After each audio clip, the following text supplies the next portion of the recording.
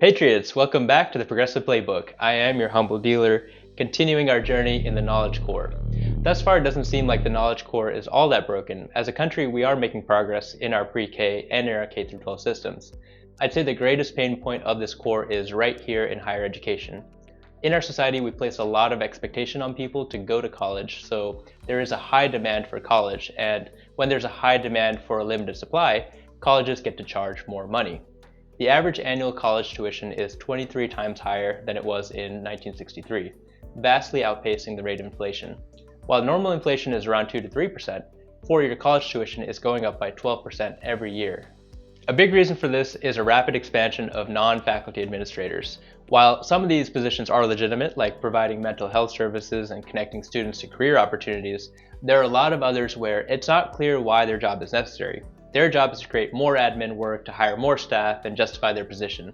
This is the sort of inefficiency that drives me crazy. It happens in big governments, it happens in big corporations, and it happens in universities. This hiring spree has gotten quite out of control. A report of the top 50 schools saw 3 times as many administrators as there were faculty, and in a few schools there were actually more admin people than there were students. We must not forget the original point of university, which is for faculty to do research and teach students. It doesn't make sense that either of these groups are outnumbered by administrators. So the resulting high tuition cost is the main reason only 62% of students finish university in 6 years. That number is even lower among Hispanic, Native American, and Black students. Another reason is completing university takes too long. That 62% number was for 6 years. A 4-year degree should take 4 years. So why are they measuring completion rates on a 6-year timescale? Again, part of it is legitimate. Students will take gaps to do co-ops and sometimes they switch majors halfway through, but it can also come from uninformed degree planning or courses being unavailable or financial issues. Notably, 1 in 4 students don't make it past the first year. And this could be from picking the wrong major and getting disengaged, or just not being prepared for the big leap from high school to college. That first year is a shock to most people's systems, but especially challenging for first-generation or low-income students who, again, may have financial hurdles or a lot of responsibility to help out at home.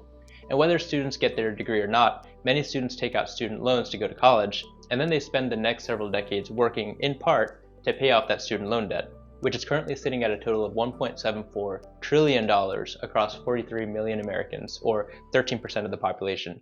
Some people are paying off that debt their entire lives. All of this has made it increasingly difficult for young people to save up to buy a home or start a family, which hinders the livelihood and hinders the economy.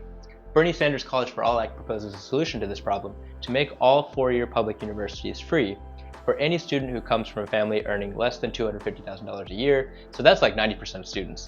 Additionally, 2-year community college is free for everyone. It works similarly to Medicare for All in that the government provides funding to colleges this time, which are operating more like businesses anyway, to provide a high-quality education to the people. The bill also doubles or triples several other types of funding like Pell Grants, TRIO, and Gear Up to further help low-income, first-generation, and minority groups to be able to succeed in college by helping to cover living expenses and textbooks. All of this is to prevent excessive student loan debt, and I believe some versions of the bill propose to even wipe out all current student loan debt as well. So taken together, the idea is that just as Medicare for All would eliminate the concept of medical debt, this College for All Act nearly eliminates the concept of student loan debt. You may be wondering where we'll get the money. Don't worry, in a later video we will talk about all the ways in which the government can generate revenue without raising our taxes. But I'll give you this one early. If someone asks you how we're going to pay for it, you can tell them we're going to tax Wall Street gambling. Because this plan proposes a speculation tax, so for all those high-speed trades that happen on Wall Street, there would be a small tax which would raise a surprising amount of money. So let's say this plan costs around $2.2 trillion, the speculation tax could cover it with $2.4 trillion. The idea is, hey, if we have no problem bailing out Wall Street for trillions of dollars when they screw up, surely we can find some funds to bail out the American people and guarantee everyone higher education. And also, high-speed trading is like gambling, and discouraging this with a tax would help stabilize the markets.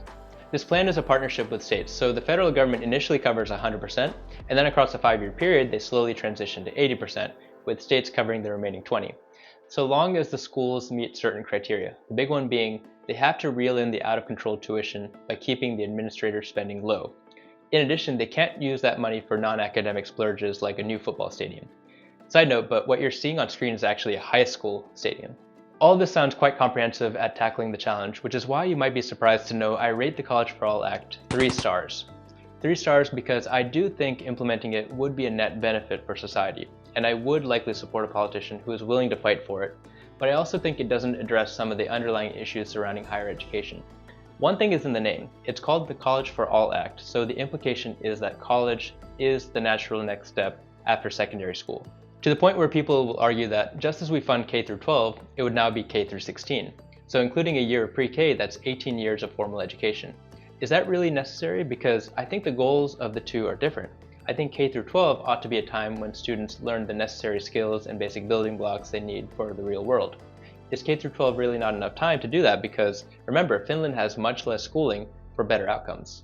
K through 12 should also prime students to begin figuring out the direction they want to go in life so that tertiary education can be about specialization. College is a great time to figure that out, but we have other options like trade school. To be fair, trade school is included in this plan. I just wish trade school wasn't seen as a footnote or seen with the stigma of a lesser work, because trade school is a perfectly viable path to great, well-paying jobs that require a lot of problem-solving skills, and some of these jobs are harder to replace with automation and AI. At the same time, automation and AI are already coming after the white-collar jobs you get from graduating from college, so you make college free, and then in 4 years people try to enter a field that's completely barren, where their degree is useless because AI can do it better. Think about this, as much prestige as you get from being a doctor, it's even more so if you specialize in radiology. But imagine going through 4 years of college, 4 years of med school, 4 years of residency, a year of subspecialty, so that's 13 years on top of 13 years of K through 12, and then you find out AI can potentially do it better than you. Speaking of prestige, I think this is what drives people to go to college. They feel like they have to. It's what I said at the beginning, we place high expectations for kids to go to college when we see statistics showing that you're less likely to be unemployed and have median earnings that are 70% more than a non-graduate. 30 years ago, this gap was more like 35%. And this growing divide has fueled hyper-meritocracy that I've been talking about in previous videos.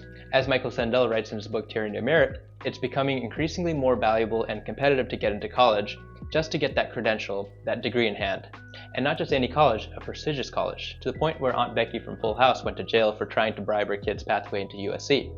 I'm not saying the only purpose of going to college is to get a job and start a career. I think that's too narrow of a view. College is a great place to build social skills, gain a wide array of knowledge, learn how to think, protest a genocide. Not only that, we can take chances, make mistakes, get wet. I just wish we didn't place so much value on a piece of paper, and I wish for non-college graduates to be treated with dignity and to not feel like the only way to have a decent life is to have a college degree. That's why some people go to college. There's a fear of falling behind and ruining your life if you don't. So they try, and they rack up student loan debt, and sometimes they're not able to finish. I do have a bit of problem with canceling student loan debt as well, and it comes from the point of view of fairness. So one argument I've heard in favor is that with a progressive mindset, we are building a future that has it better than we had it. That's the whole point. I understand that. But here's where I'm coming from. My parents saved money for my entire childhood just so they could send me and my brother to college, so that we didn't have to worry about debt or having to pick up a job on top of our studies. I'm incredibly grateful for that.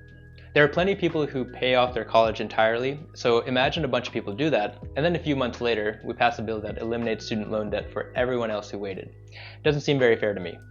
So when I'm approaching a problem, before I try to throw money at it, I try to ask, can we do this differently with the resources that we have? Can we solve the underlying issues in a way that's more fair, less wasteful, more efficient? That's what we'll talk about in my next video, where I'll discuss my alternative idea to free college and student loan debt cancellation. If you like this video, be sure to check out that one, and if you're trusting my voice on this platform, be sure to hit me with that LSB, like, subscribe, and bell, and I'll deal ya the next one.